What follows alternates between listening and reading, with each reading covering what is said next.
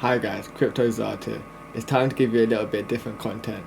I asked you guys to send us your best split and rank battles, and we're going to give you the best battle 1000 DEC. And we picked the top 3 and we got one honorable mention as well. So stay tuned for some battles. And if you want to be a part of next week's, just reach out to me or Bex on Discord and join the Web3 tournament Discord server and follow the channels and send the battles in either the ranked battles or the tournament battles, because we have 2 different types of giveaways going on. So yeah, stay tuned for the fights.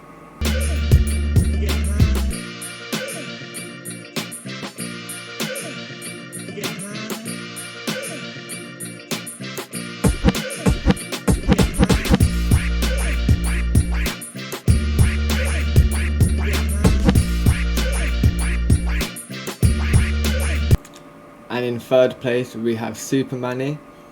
We like this game for the fact that he's using the new ability weapons training with Bakajira. We don't know how you want to pronounce that name, but we all must say it differently. But yeah, we like the way how he used it, because obviously with the snipe, after the taunt dies, it can go anywhere, and it's good to have like a healer in the back line. But yeah, when you watch the game, you feel like the opponent's team's got so much damage on the board, considering this is going to do 7 damage to you. But obviously it started to get minused. But the good thing about it was that this taunt had return fire. So, and in this wall type, considering there's only magic and ranged, like there's 50% chance of that returning the fire, possibly.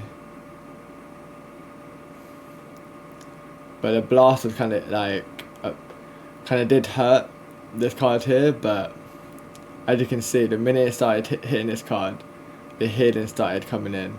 Even the blast hitting it didn't really affect it. And it was a pure speed game, because this was quick, this minus speed, this minus speed.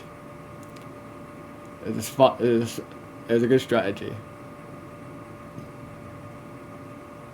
And this is why I got the 3rd spot. And in 2nd place we got Obi. We really liked his strategy here, because going up against a long tail with double resurrect is never easy. Plus with an extra shield repair here with the new Soulbound card. And considering he went with like new cards and they're not super expensive cards, and he won, we had to give this number 2. And long tail is such a hard monster to get around. But as you can see at the beginning of the game, him having the tremble ability basically wins him the game. Even the fact that this card ain't attacking the whole time, him just giving these 2 the boost they need to just get through this big tank of a long tail.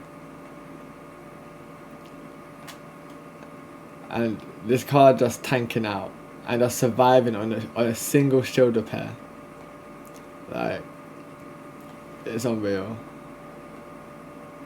And the thing is, it's not even like every single hit happened on long tail. A lot of things missed on long tail, and he lost his tank first. But somehow it just prevailed. It just shows that you don't necessarily need all the expensive cards all the time, and that strategy works out better. Because you couldn't tell the whole time yet who was gonna win. But every time he trembled, it was like, wow, it's getting a bit closer, isn't it? And the thing is, it was still shield repairing, so like, oh, this battle was so fun. And he finally got to start being an attacker instead of just being a support card. He done so well. And I feel like my early assumptions on this card was wrong. I'm kind of warming up to him a lot more. Like, blue getting shield repair is kind of overpowered, but it's definitely a strong win from Obi, and that's why I got a number 2 pick. And for our honorable mention is RD, playing on RNS games. We like this strategy here because F1's always been scared of this card, Korra. In Brawl she is unreal, but in ranked mode it seems that she's not as overpowered, and we're seeing it a lot more now. That in this team here, both players went for Marty, and it kind of set her up. But yeah, let's watch the game because I want you not to see it. But this is what the honorable mention. It was close, but it's also honorable mention. Because of the wall type with sneak, Jared could attack from any position, and I always feel Jared's good in these situations.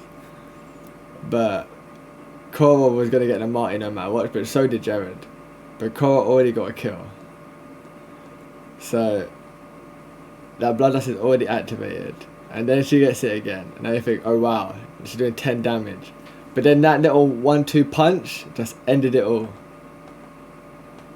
And then you thought it was all over, but nope, Jared comes in strong. I like this strategy to get around Cora. But I'm not a super fan of the new summoners because I don't feel they bring a lot to your team. Even though they allow you to play the ball cards, but kind of leaves you in like a situation where you don't get any pluses or like minuses in the situation. But it was definitely an interesting battle. That's why I was on honorable mention.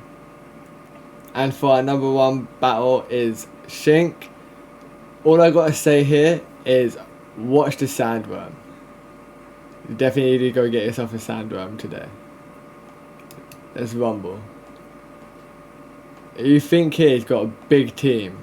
It's like, what's gonna happen? Like, he's got a lot of healing. He should survive this poison wall type, right? And he's got this new Hulk card. And his team's not got a lot of life. What's gonna happen here? Oh, Sandworm, 11 damage. Now watch the Sandworm just go to work. Oh, Kron, you're annoying, but to Sandworm, you're dead. The little life that this team had, but the Sandworm were just being so clutch. I was being a monster. The forgotten card. That was destroying everybody. The other time, yeah, where Sandworm was like the reward sneak card that F1 plays the neutral. Sandworm was that card. But this is why this was the number 1 fight for the week, because that Sandworm destroyed the whole team. 11 damage straight. Oh my god. But yeah, guys, that was our battles for the week. Send us your battles for next week, and see you soon.